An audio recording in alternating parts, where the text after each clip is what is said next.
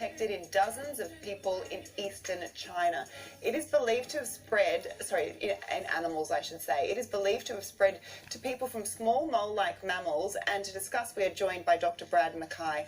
Good morning, Brad. Firstly, what is this new virus that we're talking about? Yeah, so we're talking about the Lanya virus. So it's just been recently discovered in about 35 people so far in China. And at the moment, there's no need to be worried about it. All of these cases have had direct contact with animals, and we are worried about it being in shrews, so like a small little mole. But yeah, like if you'd asked me this question like 3 years ago, yeah, like, do we need to be worried about it? I'd sort of say, oh, well, no. But after COVID, I think everyone's been a little bit burnt. So at this point of time, we just need to be vigilant, watching and monitoring for any outbreaks that could occur. Because I think people beforehand weren't as worried because it hadn't spread to people yet, but you're saying now that there is that evidence. So there's no evidence from people like spreading it from person to person? Yeah, so only from animal to person. Humans, yeah. Okay. So what we found with COVID was that like originally we were sort of like being told that it was just from animals to humans, but yeah, once it makes that leap from humans to humans, then we need to be a little bit worried. So at this point of time, it's okay. It's okay. Because globally 70% of emerging infectious diseases are thought to have passed onto humans via contact with animals, and as you said then, we know that this happened with COVID, and I think everyone's got a bit of PTSD, so you kind of hear about this and you're like, is this going to happen next? So what can we do to avoid this happening?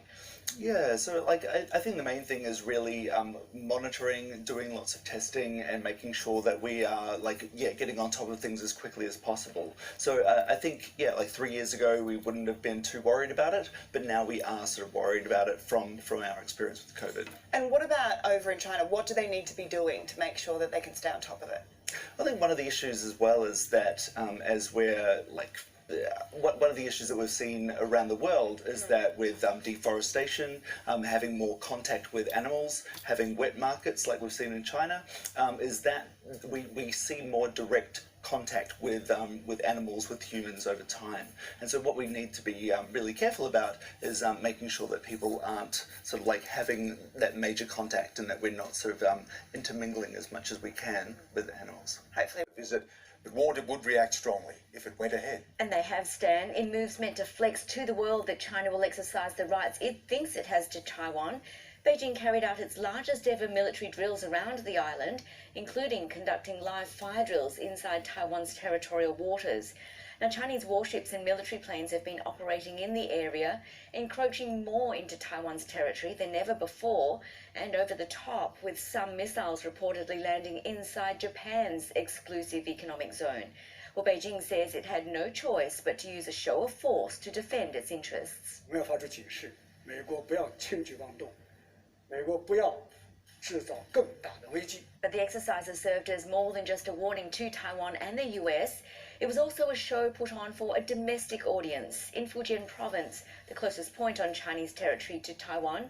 Holidaymakers got a surprise as a convoy of tanks was spotted travelling up the beach to transport military equipment. Well, Taiwan says the exercises appear to simulate an attack. Its military will run their own drills this week. President Tsai Ing-wen says Taiwan, unlike China, is a responsible member of the international community and is not looking to start a war. 要强调，我们不会升高冲突，不会挑起争端，但我们会坚定地捍卫主权和国家安全，坚守民主自由的防线。 Beijing has set a deadline of 2049 for unification of the mainland with the island. And while China regularly conducts military drills near the island, recent years have seen it encroach into Taiwan's air defense zone more regularly. Just last month, the head of the CIA said the risk of a confrontation increases as we get further into this decade. I think the Chinese leadership is trying to study the lessons of Russia's invasion of Ukraine and what it tells them.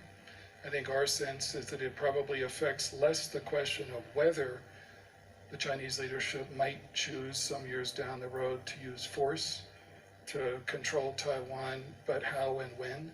And Beijing is trying to turn the screws on everyday Taiwanese too. Yes, Dan, they've announced a fresh round of economic sanctions against Taiwan, suspending imports of citrus fruit and some seafoods. The Taiwanese are used to cross-strait tensions, but some have mixed feelings about Ms. Pelosi's visit and the escalation it's prompted. 我认为美国只是想要玩那个两面手法吧，因为他来只会加强我们台湾人民跟大陆之间的摩擦跟不谅解而已。说真的，但现在是会担心啦，因为就像乌克兰他们讲的啊，他们也没想过会打过来啊，但是他万一真的打过来，你怎么办？对啊，就像很多游客，因为他们说都不怕啊，什么怎样，中国怎样啊？我说真的啊，如果真的打过来，你跑得掉吗？对不对？哎呀。It's hard to imagine what such exercises would feel like sitting here. Wang Tingyu is a member of the Taiwanese Parliament and Taiwan's Foreign Affairs and National Defence Committee. And he joins me now from Taipei. It's nice to have you with us. How are people feeling in Taiwan over this past week with all of this increased tension? Yeah, last week, the military exercise from China around Taiwan Island, the heat is increasing and the threat is intense. However, you must understand, Taiwan has been under this kind of threat from China for decades. Their fighters enter our ADIZ from southeast part of Taiwan every day, almost every day. So this kind of threat is similar like cliche. It's kind of normal to Taiwan. However, this time, the tense, it actually increased. Was there a sense of more fear? Worrisome, but not fear. Last week is Taiwan Valentine's Day, and all the restaurant is full of couples, lovers, and I cannot even get a seat for my wife for a fancy restaurant. So in Taiwan, we increase our worry and pay our attention at that. But however, we trust our military guy, and this kind of threat is our daily life for years. Where does this go to from here? There has been speculation potentially that China may escalate. There may be a blockade of Taiwan. There have been threats of war against Taiwan. Where does this go to? From our government aspect, we worry about the blockade thing.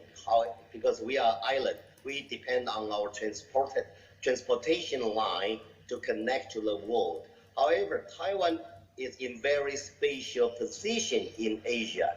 If China try to blockade Taiwan, it need to blockade the transportation line to Japan. That will damage this area. A lot of countries benefit.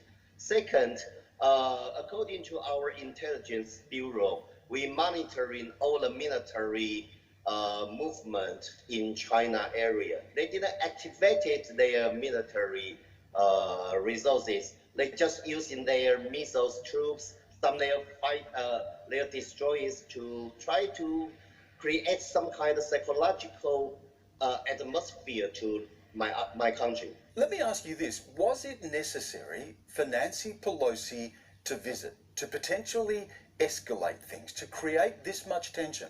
This is a good question. A lot of friends, especially our allies, ask is that worth for this visit? First, we cannot send the wrong signal to Beijing. If you allow Beijing, they can use this kind of military way to change United States or Taiwan, even Australia, your diplomatic policy. Then they will double down this kind of threat. In Taiwan, in our interest, we can accept Pelosi visit or not, but it must be made by Taiwan and the United States, cannot be interfered by Chinese threat. So this is the basic rule. And without Pelosi's visit, China threatens Taiwan every day. It's not because of Pelosi's visit. It's because of Chinese ambition to invade Taiwan. That's the only reason and the real reason create all this trouble. Mr. Wong, finally, trying to read Xi Jinping's mind. He is now on the cusp of getting a third term as president of China. What does the future look like? Real risk will be the year after his third term, because before he got third term power, Xi Jinping won't like to create any risk to jeopardize his leadership. However, after he got the complete power in his hand, to invade Taiwan may be one of his historical milestone in his mind. Wong Ting-Yu, thank you again for giving us your time. Thank you, Stan.